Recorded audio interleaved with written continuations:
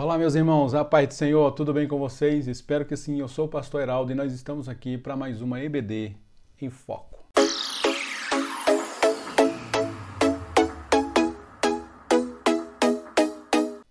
Pois bem, meus irmãos, lição de número 10, o amor, a marca do cristão cheio do Espírito Santo. Nós bem sabemos que quando Paulo termina e está falando ali sobre os dons espirituais, e quando ele está falando sobre aquela lista dos dons espirituais, no capítulo 12, aí ele dá uma pausa e começa a falar no capítulo 13 sobre o amor, né? Como esse mecanismo todo dos dons espirituais, ele só pode ser aperfeiçoado, ou só pode ser selado e atestado que esses dons são de fato sendo usados para a glória de Deus se eles forem através do amor. Então nós vamos aqui então para o nosso texto de referência, que vai estar em 1 Coríntios, capítulo 3, verso 1, 4, 5, 7 e 8. Diz assim: ainda que eu falasse as línguas dos homens e dos anjos e não tivesse caridade, ou em outras versões amor, né? Seria como o metal que soa ou como o sino que tine.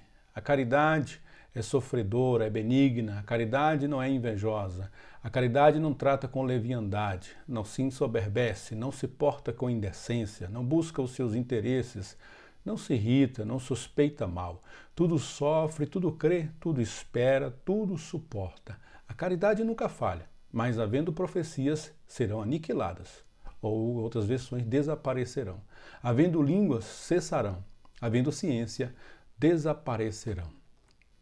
A nossa introdução diz: tendo em mente o contexto da busca e do uso dos variados dons disponíveis ao corpo de Cristo, nessa lição estudaremos sobre o caminho ainda mais excelente, o amor. O amor deve mover-nos em todo o tempo. Tópico de número 1 vai falar que o amor é o dom supremo. Nenhum dom tem valor a menos que esteja imerso no amor. Afigura-se por entre as páginas da Bíblia que sem o exercício do amor, mesmo o maior dos dons, nada seria. O que vai testificar se de fato aquele movimento, aqueles dons, toda aquela edificação que é causada através dos dons, se aquilo de fato está permeado da presença e da graça de Deus, é através do amor que é feito entre aquelas pessoas que estão executando e estão sendo instrumentalizadas pelos dons do Espírito Santo. 1.1, o amor é a maior de todas as virtudes do cristão. Ou seja, embora a pessoa possa ser usada em 300 dons, todos os dons essa pessoa é usada. Se não for em amor, ela perdeu a maior virtude, né, do cristão, que é o amor. O amor não consta expresso na relação de dons escritos por Paulo à igreja em Corinto. Entretanto, deve ser a principal virtude de um cristão. Agora, pois, permanece a fé, a esperança e o amor. Estes três, mas o maior destes é o amor. A virtude do amor é ofertada ao crente pelo Espírito Santo, para que possa servir ao Senhor de maneira jubilosa. Em primeiro lugar, Paulo nos instrui que devemos fazer tudo impregnado de amor. Depois ele diz, Paulo ainda afirma que os que servem na obra de Deus devem servir em amor. 1.2, o amor é o caminho a ser seguido. Após discorrer seus ensinamentos sobre os dons e instruir quanto ao uso dos mesmos, Paulo assegura aos crentes de Corinto que lhes indicaria um caminho ainda mais excelente. O capítulo 13 de 1 Coríntios mostra que esse caminho mais excelente é o caminho do amor. Devemos ter o entendimento de que amar deve ser expressão de obediência a um mandamento de nosso Senhor Jesus Cristo. 1.3, o amor é sofredor. Sofredor significa ser tardio em irar-se, tolerante, ser paciente, paciência com as pessoas. Isso é segundo Strong. O amor tem uma grande capacidade para suportar. Paulo procura mostrar que o amor faz com que uma pessoa suporte as ofensas e as palavras investidas grosseiramente por outra pessoa, sem amargura ou desejo de vingança.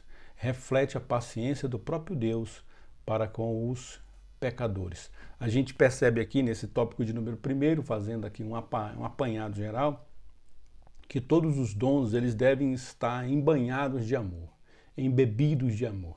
A gente vê muitas vezes uma pessoa que é usada em dons espirituais em uma ocasião, que em outra ocasião ele é uma pessoa que escandaliza o evangelho. Ele, ao mesmo tempo que ele edifica a vida de pessoas, ele escandaliza ou desestabiliza a fé de outras.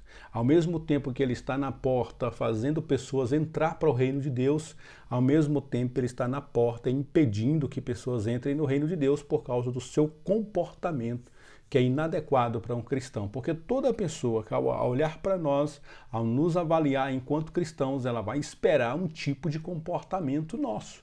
Ou seja, ela espera um comportamento nosso.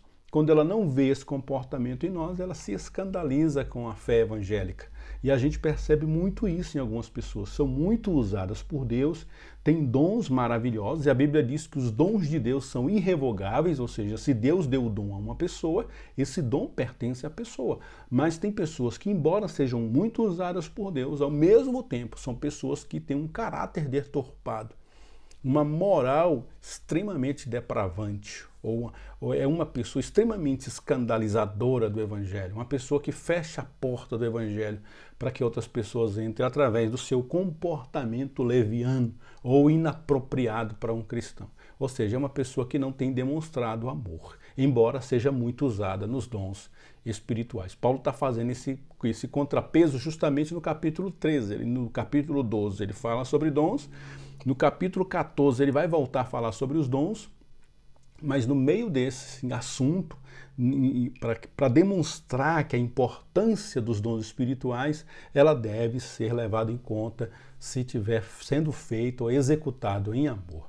Tópico número 2, amor, mais abrangente de todas as graças. Somos persuadidos através das Escrituras que devemos evidenciar o amor na forma como vivemos e nos relacionamos com outras pessoas, sendo o amor o bem maior. Precisamos estar revestidos de amor. 2.1 O amor é um sentimento que enriquece. Quando estamos na direção do Espírito Santo, ele nos auxilia a exalarmos o amor por onde passamos para enriquecermos a vida de todos os que estão à nossa volta. Esse sentimento se manifesta através da entrega, da intimidade, do cuidado e o comprometimento de querer estar junto, sempre disposto a ajudar. Através do amor, somos enriquecidos com a vontade de viver para Cristo. 2.2 O amor é edificante. O amor nos edifica e nos faz crescer. Quando somos edificados espiritualmente, crescemos em amor. Não podemos esquecer que o amor é o manancial de todas as coisas. É a base que sustenta e edifica o corpo de Cristo. Se quisermos contribuir para a edificação da obra de Deus, devemos amar os nossos irmãos, pois a igreja vai se edificando em amor.